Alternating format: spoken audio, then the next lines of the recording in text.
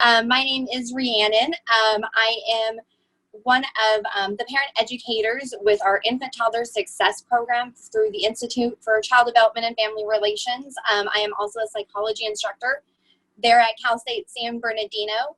My master's degree is in child development, and most of my research and my work has been on teaching parenting and really working with parents to try to eliminate stress at home. And seems like now is a time more than ever that we're dealing with these stressors and trying to figure out what's really important for parents and, as far as when we're working with kids.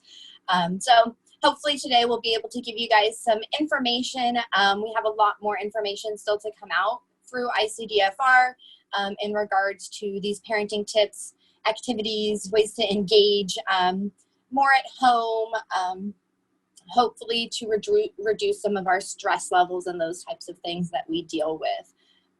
So getting started onto the first slide, I'll give kind of just an overview here.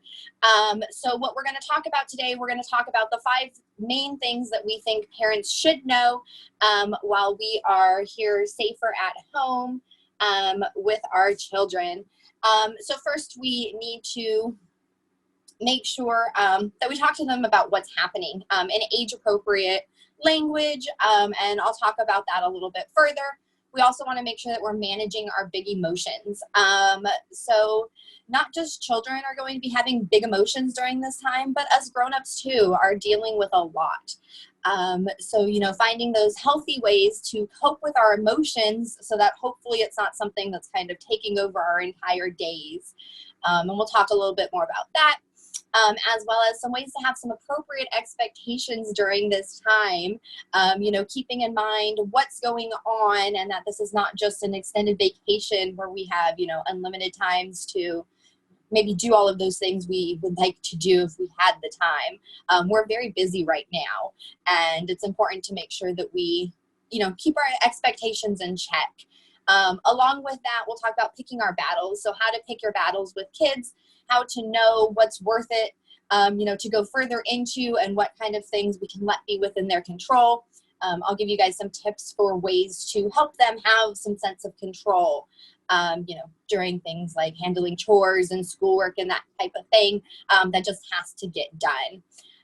As well, we will end on some easy ways to build routines for kids, which can be really important right now. Everything has changed up. We don't have the maybe stability of school, of going to work, of having those set routines and rituals we may have been used to in the past. So now's the time to set a new normal, and hopefully we can give you some tips for that. As Rachel said too, for question and answers, I will answer questions at the end. So please feel free to submit any questions as I'm going through that chat feature. And then that way she'll be able to pass those along at the end, and we can see what questions everybody has. All right, so getting started first. So we want to, like I said, this is unexpected. This is our new normal. But I always like to remind families, like to remind myself sometimes, we're in crisis mode right now. We are not in a period of time where we have the luxury of, reinventing ourselves or learning new languages or writing a new book or those types of things. A lot of us are just really worried about the here and now right now. Schools are closed. Our place of work may be shut down. We may be worried about income, food insecurity, those different types of things. And those basic needs are going to come first. So we want to kind of always keep this in mind, is that this is crisis time. This is not a vacation. And I think that is an important reminder sometimes for parents. Another thing here is that this is a period of trauma. So later on, we're going to be looking back at this as a period of trauma. This is disruption to life as we know it. Those separations from school, from patterns, from our routines, they serve as a form of trauma, especially for children. They aren't sure what's going on right now. So anytime we're going through periods of high stress, of trauma, we're going to be prone to things like fight, flight, or freeze behaviors. So we may notice where, we're getting a little bit more snippy with our partners and those types of things. We may just want to run away, try to escape when things are feeling stressful. We may just be kind of frozen there, maybe, binge watching, whatever it may be, and feeling like we can't, get off the couch some days. These things are all normal when the brain is trying to process just high levels of stress. So give ourselves some grace for these types of things and, recognize that this is hard. Parenting is going to be hard for us in the best of times. So in these times, it's going to be even harder. One of the most common things that I hear from parents is, I feel like such a bad mom because I'm not having fun all of the time. Like, this is hard. I don't enjoy this all of the time. That's okay. There's going to be times where it's hard. That's just part of being a parent, and recognizing that shows that, that you are good parents, that we're trying to do better. But give ourselves some credit that it's going to feel hard, and that's okay. That's normal. Some days are going to feel better than others. On those days, that's when we're like, yes, let's bake some cookies today and get those other things in that you really want to do. But give yourself credit that we're all coping right now. And that coping, those basic needs are going to have to come first before we can add any of those extra fun things in. So the most important thing to remember with parenting now, as well as with parenting every time, is that what kids need most is us. They need their parents to be present with them, to be there for them, and to be that guidance for them, to be the place of stability. So we want to be warm with them, tell them I love you. We want to be responsive to their needs, and we want to be tuned into them. So not only are we responsive and we recognize their needs, but we're tuned into helping them meet those needs most appropriately, and helping them to learn to, as they get older, figure out how to meet those needs themselves. All of these things can be done very, very simply with kids. So one of the best things to do with kids is to talk with kids, sing with them, play with them, get down on the floor and get really engaged with them. But talking with kids is going to be critically important. And that's going to be our first tip here as far as dealing with COVID-19 and what children are dealing with here. So we want to talk to kids about what's happening, right? They come home from school for spring break, and then now they're not going back. Hopefully we've had some of those conversations with them already, as far as, the schools have closed because it's safer for us to stay at home. Another really important conversation to have with kids, if we haven't already, is to talk to them about hand washing, about those basic hygiene measures, including sneezing into our elbows, or coughing into our elbow, to make sure that we're using tissues to blow our nose and that we're washing our hands right away. This hand washing can be critically important. It's a great skill for kids to have. What better time than now to practice that with them? The other thing that's coming up now that may frighten children, especially children who are really young, is seeing everybody wearing face masks. So letting our children know that, the face masks are there to keep each other safe, and that's something that's necessary when we go outside of the house. So making sure that we prepare them for those types of things before we just take them somewhere and they see, wow, what's all of this happening? What's going on? The more we can prepare them in advance, the more comfortable they're going to be with the situation at hand. Another key thing for face masks that I want to put out there also for parents is making sure that children under 2 should not be wearing face masks. They do not need a face mask if they're under 2. Cover up their car seat or their stroller with a blanket, that type of thing, if you need to take them out in public, but it is not safe for them. So just like we don't put blankets in babies' cribs, we don't want to put anything covering an infant's face. So keep that in mind for our under 2s, our older kiddos, finding patterns that they like, that type of thing to make a face mask out of can be appropriate and can help make it feel a little less scary for them if we need to go outside.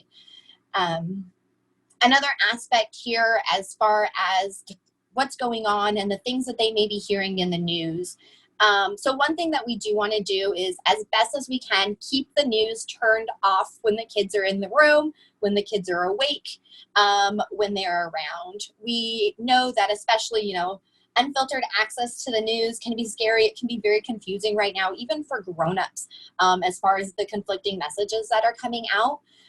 So protecting kids as best as we can from that. We can watch the news and then we can sit down with them and we can ask them, hey, what have you heard about what's going on? What have you heard in the news? What do you think?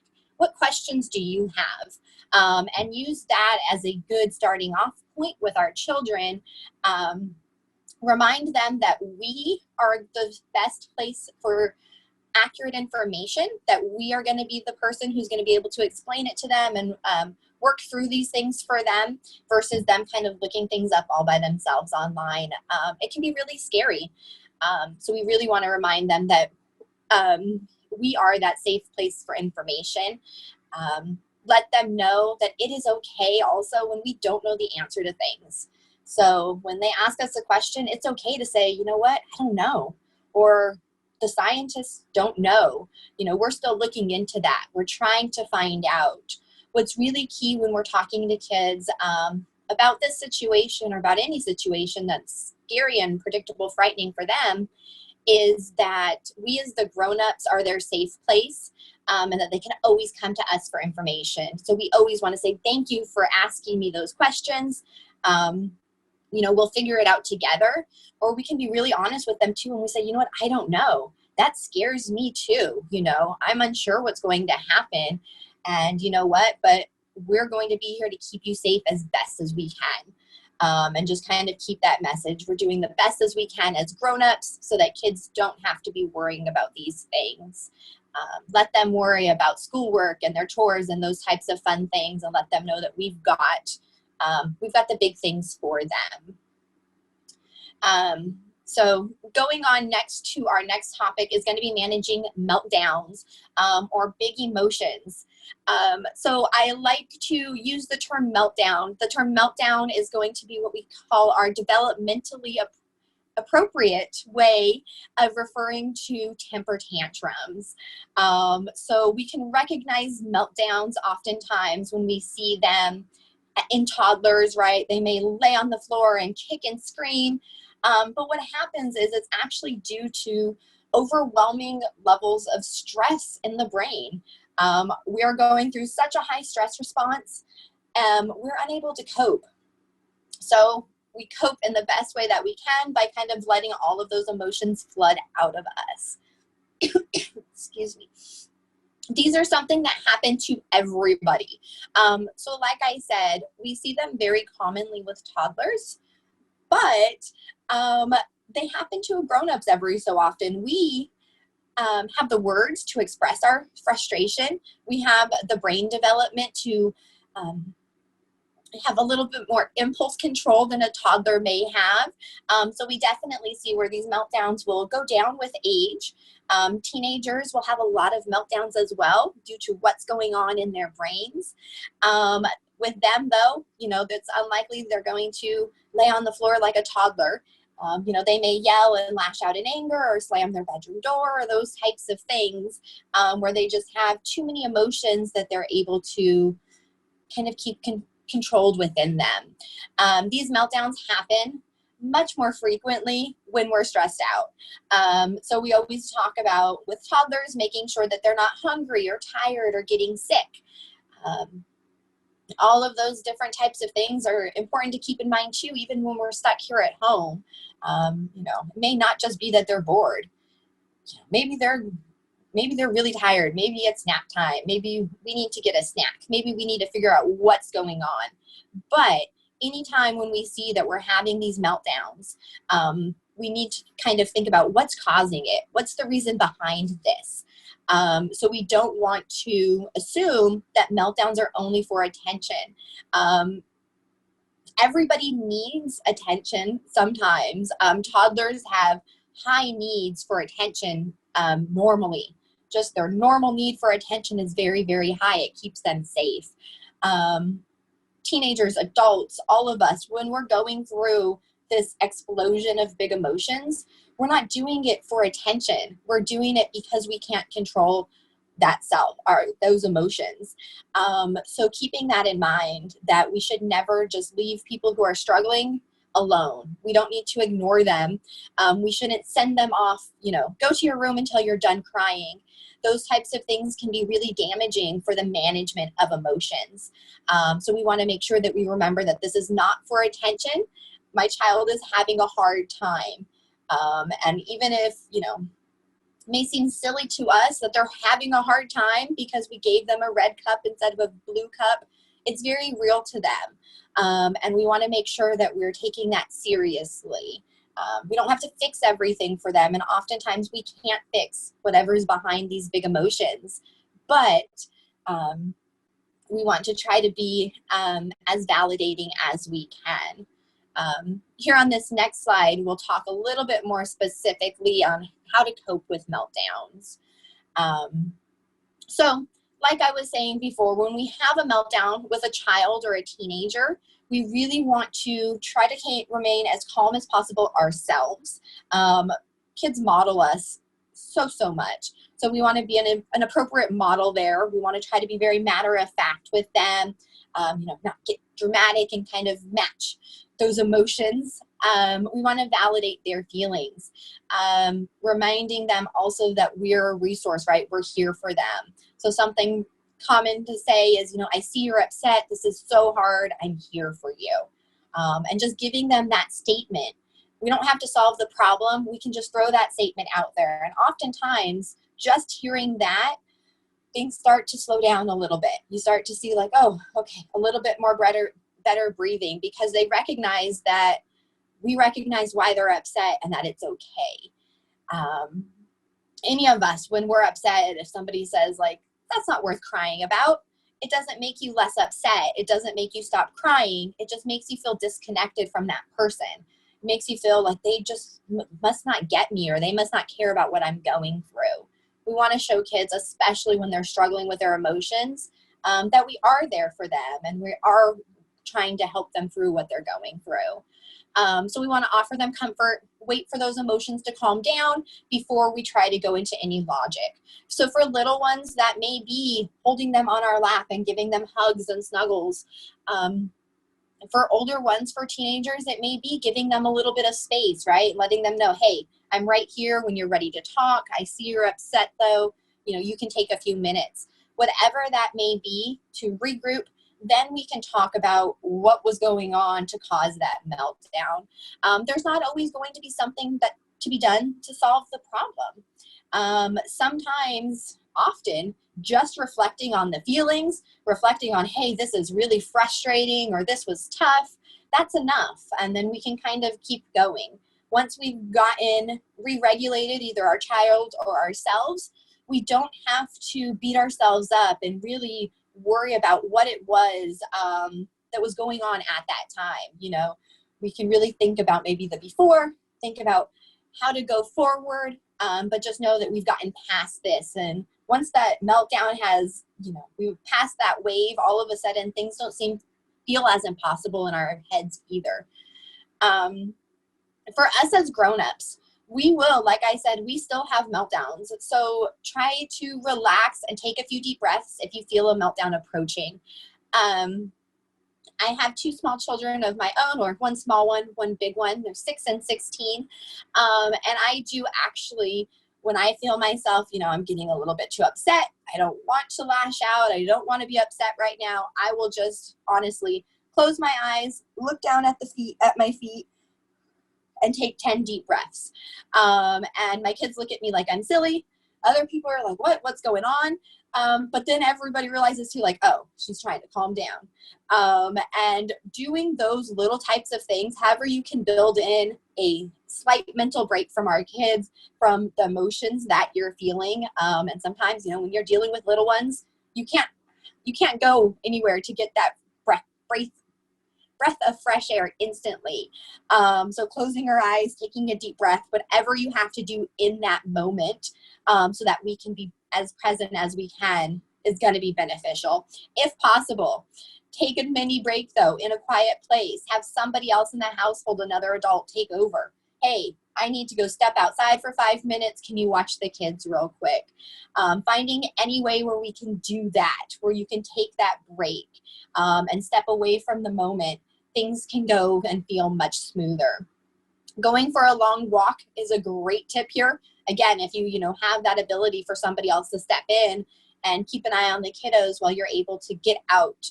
But going for walks, we're going to get fresh air, that sunlight, that vitamin D, which helps improve mood, as well as just exercise, getting out of the house, kind of getting a change of scenery. Going for a walk can be a great way to change up when we're kind of feeling stuck at home. Taking children for a walk too, when it seems like, they're so bored and what can we do? Let's just get outside. It's amazing how that can open up the energy and things don't feel so stifled anymore. The weather's been much nicer now where we can go out and walk and do those things again. Just as important as, finding a way to take a break, take a walk in that moment is having a trusted adult that you can talk to. So we need some other adult that we can talk openly with about our feelings. We don't want to be putting our big, scary adult feelings on children's shoulders. We want to make sure that we have somebody else that we can talk to about these things. So if you don't have a partner or a friend or somebody that you can get in touch with verbally through FaceTime, whatever it may be, to chat with, even working through your feelings or thoughts in a journal. After the kids go to bed and taking those times to journal out, getting those emotions out of you is going to help you be able to process them. They're not so heavy anymore if we can discuss them. Reaching out, though, as best as we can to a loved one and another adult, a therapist even, can be really, really beneficial for coping with these big feelings. Self-care is going to be critical. So finding those times where the mini break or the walk is built into our schedule versus just there as a coping mechanism. So as best as we can, finding those ways to take care of ourselves so that we can be more present for our kids. And that does take time. We have a lot more parenting topics to come for you guys, and we do plan to give you guys more information on some adult self-care and ways to manage stress a little bit better. So give you guys some tips for these managing our own meltdowns. All right. So I think a big part of dealing with this, safe at home orders that we're here having kiddos at home, is making sure that our expectations are appropriate. Appropriate expectations are important in all aspects of our lives. We want to make sure, especially, when we're working with children, that we don't expect them to be able to do things that they can't based on their age, right? So expecting a 2-year-old to sit silently while we go to a 3-hour dinner with, that's super formal and those types of things, it's just not going to happen. So we need to kind of have appropriate expectations in this time too. So just because we're at home doesn't mean all of a sudden we have tons of free time. For many of us with children, we may be still working from home. We're now trying to balance our full jobs with parenting and then teaching our children all at the same time. So it is 100% okay to feel like you are not okay right now. Like you can't handle all of these things. It's important to think about what really needs to get done right now. What needs to get done today? So we want to focus on our basic needs, food, sleep, shelter, those types of things. As far as those household tasks and those extra chores and those different things we want to get done, prioritize just a few things each day and work on those. Don't give ourselves a whole to-do list or, have your day planned out all for 12 hours of productivity. Pick just 1 or 2 things that need to get done that day. Maybe a few that can get done that day, and celebrate when we're able to just get those basic things we needed done. As best as we can, we should break kids' schoolwork down into chunks throughout the day. So when, we send children off to school for 6 hours a day, it's important to keep in mind that they are not spending 6 hours sitting in their desk just studying. There is a lot of transition time. There's lots of other things going on. So when we're trying to recreate schooling at home, we can keep that in mind as well. So young elementary school children only need about 1 to 2 hours a day of academic instruction where we're working on those like actual academic skills. Middle schoolers and high schoolers may need a few more hours than that, depending on their workload, their passions, and what projects they're working on at this time. But especially with little ones, breaking that down into small chunks is going to be really, really important. So breaking those small chunks down to maybe 30 minutes, 3 times a day, something like that, versus, oh, we're going to sit down here and we're going to work for 3 hours. It's going to be really hard in the best of times to keep, I have a kindergartner, keep them engaged for 3 hours just working on schoolwork. So find ways that you can break that up, find ways you can build it into your routine, which we'll talk about on the next slide a little bit better, but just finding those ways that's going to work for you. Another thing to keep in mind with our school expectations right now is for most districts, this is optional distance learning. So if you are feeling overwhelmed by the level of work that's coming home, or it's just too much for your child to keep up with, reach out to your teacher, reach out to your school district and ask them, how much of this is mandatory? How much do we need to send to you? What, from their teacher's opinion, is the most important things we should be working on? Like I said, I have a kindergartner. We're really focusing on reading and writing and math. He's Zooming with his class and we're getting those social interactions there, but we're not doing the full curriculum. And those types of things, they're there for parents who need them, for children who enjoy working on them. But if trying to get every single thing on that optional list done is making everybody at home crazy, it's okay to take a little step back from that and say, hey, let's do this assignment today. We're going to do this one tomorrow. Slowly work up to, doing and getting those full assignments done each day, but know that you're going to have to kind of take some breaks there with them. Focus on those essential things, especially with older kids. Let them work towards passion projects. Let them research, I want to be a movie producer. Okay, great. Let's research how you would get into that field. What types of jobs are there? What education do you need? And have them kind of go further into their interests versus it always being us telling them what to learn. They also need lots of outside time. So that's a great thing to build in between as you're putting in those little breaks. So let's do something for 15 minutes. As soon as we're done, then we get to go play outside. And then building those in too makes it something to look forward to in the midst of those learning times. Another thing we want to think about here with our expectations is that kids need our attention, like we said, all of the time, but they're going to need it even more when they're stressed out. So keep this in mind as something to expect. They are going to be a little bit clingier. They may be asking to sleep in our rooms a lot more maybe than they were before. Those types of things, it's okay to say yes to. It's okay to give those extra snuggles, to know that this is temporary, but that we are there for them, and them asking for our attention is not bad behavior. It's them showing that they have that need and that we're their safe place. So as best as we can, be that safe place for them. We'll talk more later on too about floor time as a specific activity, but floor time, essentially, we're just going to sit down and we're going to play with our child where they're the director and they're in charge. This can be really a great thing to do, to schedule in right before you have to get on that Zoom conference call, or right before you've got to do the dishes, something like that, where we know kids are going to need more of our attention. If we can flood them with that ahead of time proactively, we may be able to get some of the things we need to get done a little bit easier. Still need lots of reminders for them and those types of things, but as best as we can, fitting those things in, fitting that attention for them in before we need to divert our attention can go a long way, as well as just our everyday interactions go a long way with kids for learning. Anytime they're helping us in the kitchen, they're learning math and science. Anytime we're talking and communicating with them, they're learning language. And all of these things are really, really important towards long-term building the brain. So I liked this little image here also to kind of keep in mind that when things feel too heavy, when parenting and teaching feels like it's just too heavy, it's okay to drop the assignment and snuggle up and read together. So reading is enough. If you have to focus on anything throughout the day as far as schoolwork, hey, let's focus on reading.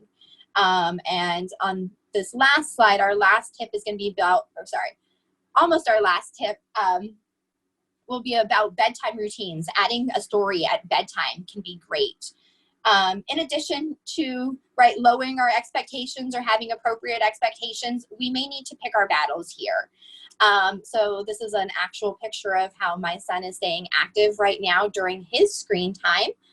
So he jumps on the trampoline while he plays his video games as a way of kind of mixing, getting some physical activity in while he has his screen time while mom is teaching. And we can see where we may loosen up, some of our battles and some of the things we had before. So we may need to find a place in our house where it's okay for them to get a little bit rough or to play more rowdy. If kids have one place in their bedroom, corner of the living room, a playroom, somewhere where it's their place to play and explore, it's going to help with that playing and exploration that's all over the house, right? So finding those ways that we can really build in something for them where they have their own safe place. That way they can go and they can explore, and we, don't have to constantly be worrying about them cleaning up that whatever that one area may be. With picking our battles, especially important to keep in mind is to ignore attitudes. So one of the things that we see is, especially like I said, adults, we're stressed out right now too. We're probably giving our children a lot more attitude than maybe we had before. And oftentimes we kind of see those things mirrored right back at us.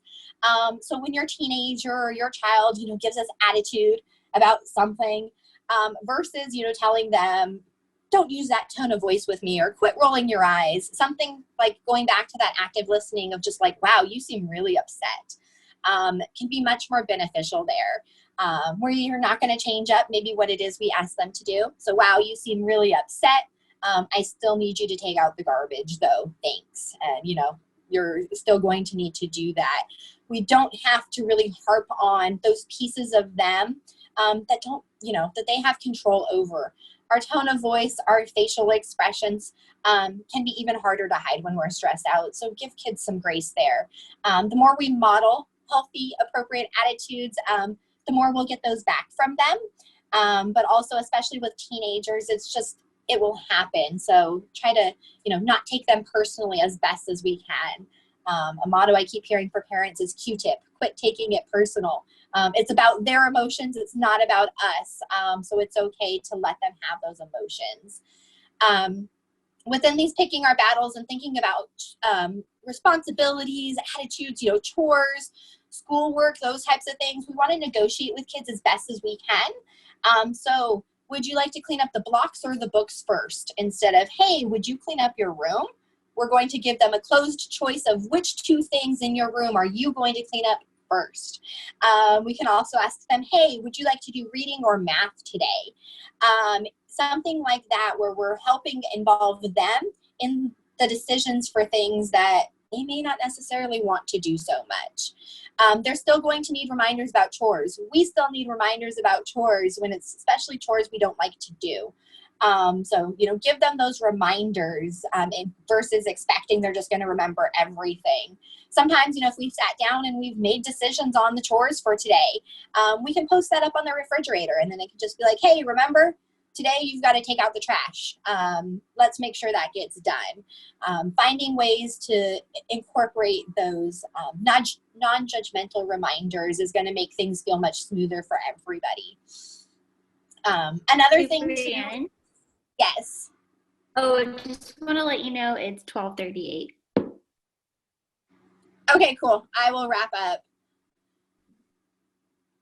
Okay, so when we're talking about negotiation, right, there's not always time where kids can negotiate with us. So we can let them know, hey, sometimes there's a choice. We don't have a choice this time. I'm going to need you to do this. So a favorite thing to use at home is, can you get down from there yourself, or do I need to help you? versus trying to get into a battle with a 2-year-old about climbing down off the table. So we can support them in being successful. As the grown-up, we can jump in and kind of remove them from that dangerous situation and help them be successful. With screen time, encourage social usage. We always talk about making sure that they're getting enough sleep and physical activity, that they're reading enough. Make sure you get all of those other baskets filled. And then the screen time can be kind of an additional entertainment factor there once those basic needs are met first, though. Our final thing is about creating routines. This, again, we have a whole bunch more information to do a full webinar on. So just quick things to think in mind is to think patterns over strict schedules. Know that our patterns may change from day to day. The responsibilities of each day aren't the same. So like I said, with chores, it may be, hey, today I need you to take out the trash. Tomorrow you're going to be in charge of vacuuming, whatever it may be. New family traditions. We've started family Saturday movie nights, whatever types of traditions that you can build into your weekly routines, to your daily routines, helps kids feel like there's predictability, stability. We can make this a positive time for everybody, or as positive as we can for children to at least have these times where they're going to remember bonding with us. They're going to remember everybody snuggling up on the couch together and eating popcorn and watching a movie, and that they didn't have to go to school as being a positive thing. So as best as we can, be that stability for them, be their safe place, be consistent, and try to have balance in what we're doing with them. So like I said, much more will come out too as far as helping for bedtime routines as being this way to create routine and stability. But I definitely have gone a little bit over. So if you guys have any questions or... Yes. So we have one question that says, how can parents help their high school students cope with the loss of significant events such as prom, end of the year celebrations that they have looked forward to? Yeah, so that's a tough one, right? And that's one of those things too where we don't know what that feels like. So it's important to kind of just start off with that place of empathy of, you know what, that's rough. I can't imagine if I didn't get to go to prom. We don't want to really harp as much on of like, oh, I had so much fun, or, oh, it's no big deal, you're going to have better experiences, those types of things. So you want to just validate with them that this is a major loss. And maybe talk to them. What can we do instead? What would you like to do to celebrate your graduation? Or, how can we have this experience of prom? But it's important to validate to them that this is a big loss and that it's okay for them to be upset about it. We can't always make things better. And I think as kids get older into the teenage years, it becomes even more clear that we can't fix all their problems for them, but we can still be that stability and that place to, try to help them come up with a solution together. Great. And then lastly, my children seem to get upset much more quickly since COVID. Is that normal? 100% normal. Yes. Our children are going to be seeming like little things are making them more upset. For many of us, we may be feeling that same way too. Anytime where we've kind of disrupted their normality, we're going to see where they're going to be feeling more upset. So they're going to be more prone to meltdowns. They're going to, want to have much more of a say about things that maybe they didn't care so much about. One of the things that we see for everybody is when we lack control, or we have a perceived lack of control, we try to take up that control in any way that we can. So with little ones that are getting so much more upset, if we can find little ways to build stability and control back into their lives, it can help them a little bit too. So, hey, would you like to wear your red shirt or your blue shirt today? Or, should we play basketball or soccer? Giving them little bits of control can help a little bit with those feelings. But it's just something that's going to be normal and that we're all going to have to kind of ride through right now as we're learning new coping mechanisms. Okay, great. Well, that takes up most of our Q&A. I haven't seen any other questions, so we'll just go ahead and wrap it up since I know we've gone over. Thank you everyone for joining. And just really quickly, we'll also plan on holding more webinars, but also in Spanish. So we'll go ahead and share that with you all. And please register for our future webinars. And I hope you all have a great day.